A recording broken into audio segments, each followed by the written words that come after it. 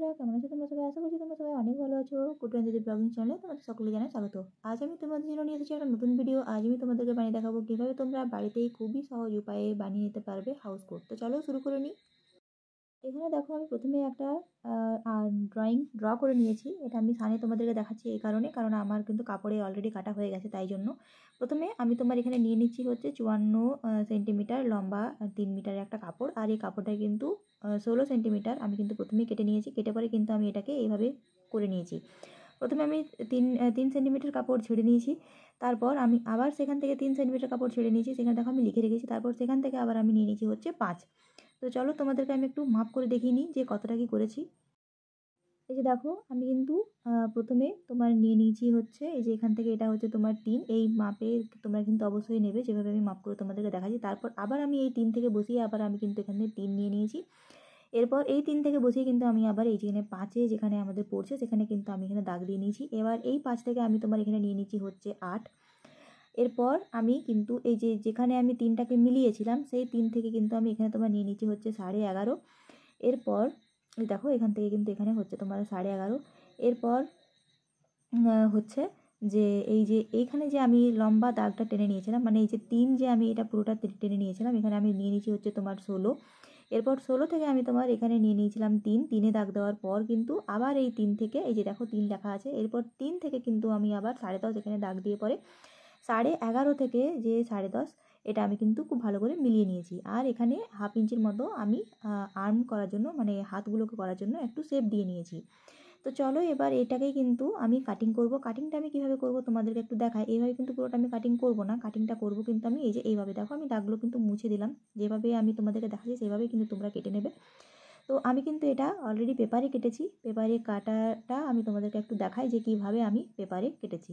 তো এই যে দেখো আমি পেপারটা এখানে তোমাদেরকে খুলে পরে দেখালাম। পেপারটা কিন্তু দেখো পুরোপুরি এই শেপে কিন্তু বসে যাচ্ছে। আমি আরেকটু শেপ দেওয়ার জন্য কিন্তু এই যে সাইডের এই যে অংশটা কিন্তু আমি কেটে নিয়েছি একটু শেপ দেওয়ার জন্য। তোমরা যদি এভাবে কাটো এভাবে কিন্তু তোমরা কাটতে পারো, এতে কিন্তু কোনো অসুবিধা হবে না। যেহেতু এটা কাপড় মানে পেপারটা কিছুদিনের পুরনো ছিল, তাই জন্য কিন্তু এটা এরকম টাইপের দেখাচ্ছে। তো চলো এবার কাপড়ে কেটে নিই। তো এই দেখো আমি কিন্তু কাপড়ে কেটে নিয়েছি এবং এরপর মানে 16 সেন্টিমিটারের পর যে বাকি অংশটা আমাদের যেটা ছিল, অর্থাৎ 54 থেকে 16 বাদ দিলে হয় হচ্ছে 38 সেন্টিমিটার যে কাপড়টা, সেটাকে কিন্তু আমি দুটো ভাগে ভাগ করে নিয়েছি। এবং দুটো ভাগে ভাগ করে নেওয়ার পর কিন্তু আমি এই দুটোকে উপরের পার্টের সাথে খুব ভালো করে কিন্তু আমি এটাকে অ্যাটাচ করে নিয়েছি। তোমরা কিন্তু অবশ্যই মনে রাখবে যে দেখো আমি এখানে অ্যাটাচ করে নিয়েছি। তো তোমরা কিন্তু অবশ্যই মনে রাখবে যে এই সাইডটা আমি কেটে দিলাম, অর্থাৎ চাইনিজ কাটের মতো যে দিকটা হলো সেই দিকটাই কিন্তু তোমাদেরকে সামনের দিকে রাখতে হবে, সেটাই কিন্তু হবে বাঁধার দিক। তো চলো এবার তোমাদেরকে আমি দেখাই যে পিছনের পার্টটাকে আমরা কিভাবে কাটবো।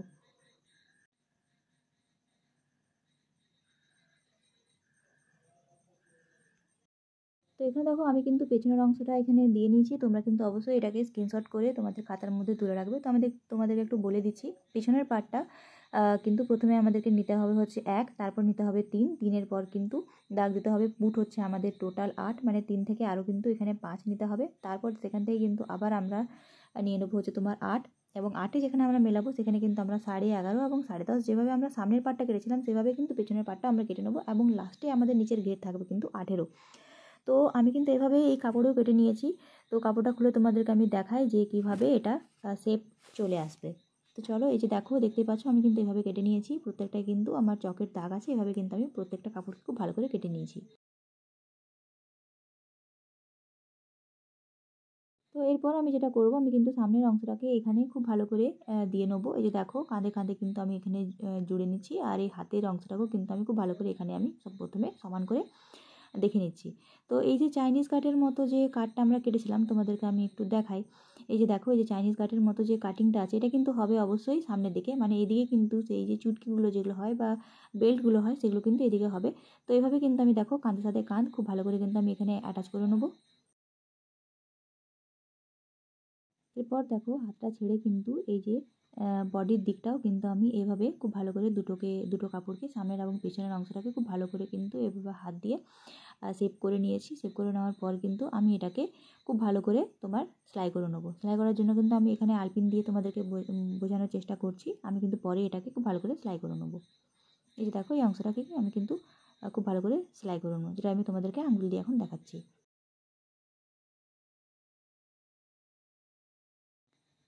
তো এবার তোমাদেরকে আমি দেখাই যে আমি কিন্তু হাতটাকেও খুব ভালো করে কেটে নিয়েছি। দেখতে পাচ্ছ হাতের এই যে এটা হচ্ছে মাপ। তো আমি কিন্তু হাতের জন্য এখানে তোমার প্রথমেই নিয়ে নিয়েছি হচ্ছে 7.5। তারপর আমি তোমার এখানে নিয়ে নিয়েছি হচ্ছে তোমার 3, আর নিচটা নিয়েছি হচ্ছে 5.5। এরপর এটাকে আমি শেপ দিয়ে কিন্তু খুব ভালো করে এটা কেটে নিয়েছি। এই যে দেখো। তো এরপর আমি যেটা করব সেটা হচ্ছে যে হাতের এই যে অংশটা, হাতের এই অংশগুলোকে কিন্তু আমি এভাবে একবার চেপে নেবো। তারপর চাপার পর কিন্তু আরেকবার আমি এটাকে মুড়ে নেবো। মুড়ে নেওয়ার পর কিন্তু আমি খুব ভালো করে সেলাই করে নেবো।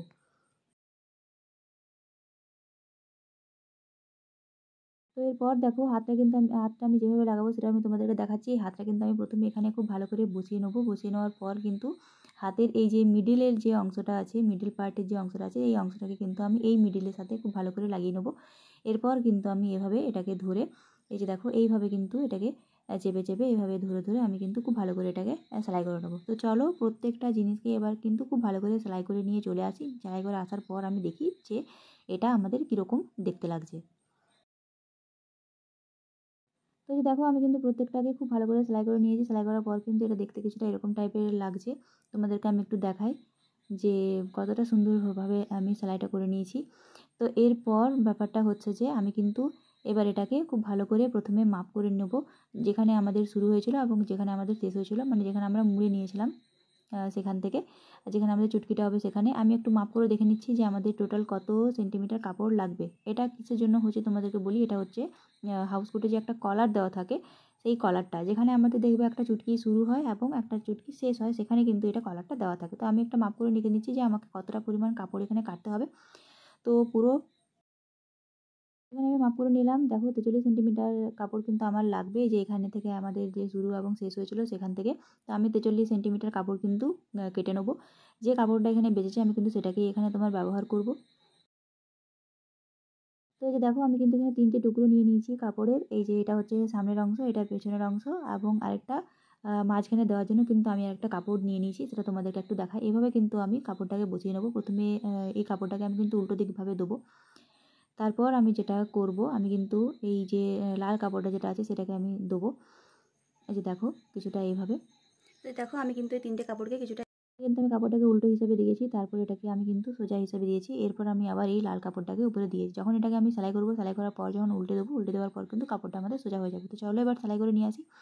তো সেলাই করে আসার পর দেখো আমি কিন্তু এভাবে এটাকে উল্টে দেবো। এই যে দেখো কিছুটা এইভাবে হয়েছে। আমি কেন তলায় কাপড়টা দিলাম আর একটা আলাদা কাপড় দিলাম কেন বলি, এটাকে একটু শক্ত করার জন্য। তোমরা চাইলে কিন্তু নাও দিতে পারো। এরপর আমি কিন্তু উপরে উপরে একটা সেলাই করে নেবো, যেটা কিন্তু আমাদের দেখতে আরও ভালো লাগবে। তো যে দেখো আমি কিন্তু এটাকেও সেলাই করে নিয়ে চলে এসেছি। এরপর আমি যেটা করবো, আমি কিন্তু এটাকে এই ওভারকোটের সাথে খুব ভালো করে এটা কিন্তু অ্যাটাচ করে দেবো। এইভাবে কিন্তু আমি এটাকে অ্যাটাচ করবো। কীভাবে করছি তোমাদেরকে দেখাই। এইভাবে কিন্তু আমি এই যে এইভাবে ধরে ধরে কিন্তু চেপে চেপে ধরে কিন্তু আমি এটাকে খুব ভালো করে সেলাই করে নেবো। আমি দেখো এখানে কিন্তু আলপিন দিয়ে তোমাদেরকে দেখিয়ে নিচ্ছি। পুরোটাকে কিন্তু আমি সেলাই করে নেবো।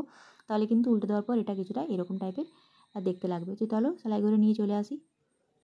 এরপর দেখো আমি কিন্তু দুটো চুটকি করার জন্য এখানে তোমার নিয়ে নিয়েছি হচ্ছে এরকম টাইপের কাপড়। আর যে বেঁচে যাওয়া কাপড় ছিল সেগুলোকেই আমি কিন্তু এখানে তোমার কাজে লাগিয়ে নেবো। আর এই কাপড়টা কিন্তু আমি এইভাবেই কিছুটা নিয়ে নেবো, একটা সামনে এবং একটা পেছনে। এইভাবে কিন্তু আমি দুটোকে খুব ভালো করে সেলাই করে নেবো।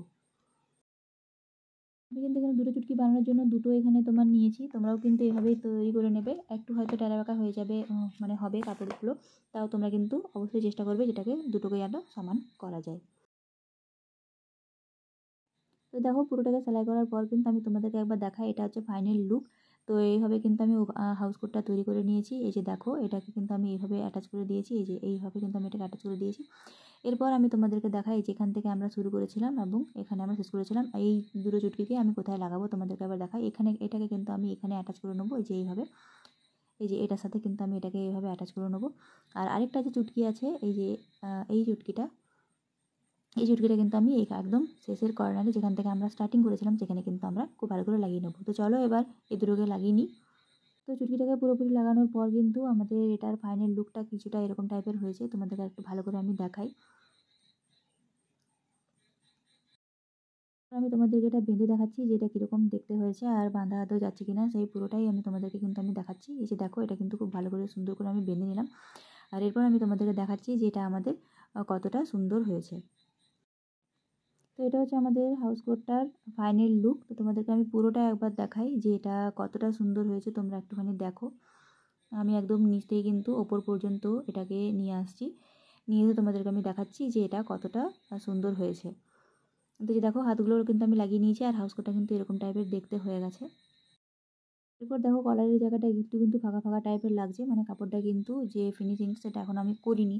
তো এরপর আমি যেটা করেছি, আমি কিন্তু কাপড়ের টুকরোগুলো দিয়ে খুব ভালো করে এটাকে আমি অ্যাটাচ করে নিয়েছি, যেভাবে কলার লাগাই, জামাতে যেরকম কলার লাগাই সেভাবে কিন্তু আমি এটাকে লাগিয়ে নিয়েছি। তো জামাতে কলার লাগানো যেভাবে হয় সেভাবে এটা লাগানোর পর কিন্তু দেখো এটা কিছুটা এরকম টাইপের দেখতে হয়েছে। এখন কিন্তু বোঝা যাচ্ছে না যে কীভাবে আমি এটার কলারটা লাগিয়েছি। দেখো এটা হচ্ছে আমাদের ফাইনাল লুক। তো দেখো এটা হচ্ছে আমার হাউস কোটটার ফাইনাল লুক। তোমরা কিন্তু অবশ্যই আমাকে জানিও যে হাউস কোটটা কীরকম দেখতে হয়েছে। তোমরা কিন্তু চাইলে এভাবেই খুবই সহজে মাত্র 3 মিটার কাপড় দিয়ে বানিয়ে নিতে পারবে বাড়িতেই হাউস কোট। আমি কিন্তু কাটিং এবং স্টিচিং পুরোটাই তোমাদেরকে দেখিয়েছি। আশা করছি আমার ভিডিওটা তোমাদের ভালো লেগেছে। ভিডিওটা ভালো লেগে থাকলে কিন্তু চ্যানেলটাকে লাইক, সাবস্ক্রাইব, শেয়ার করতে একদম ভুলবে না। খুব ভালো থেকো, সুস্থ থেকো। খুব তাড়াতাড়ি দেখা হবে তোমার সাথে একটা পরের ভিডিও নিয়ে। আজকের মতো আমি এখানেই বিদায় নিচ্ছি।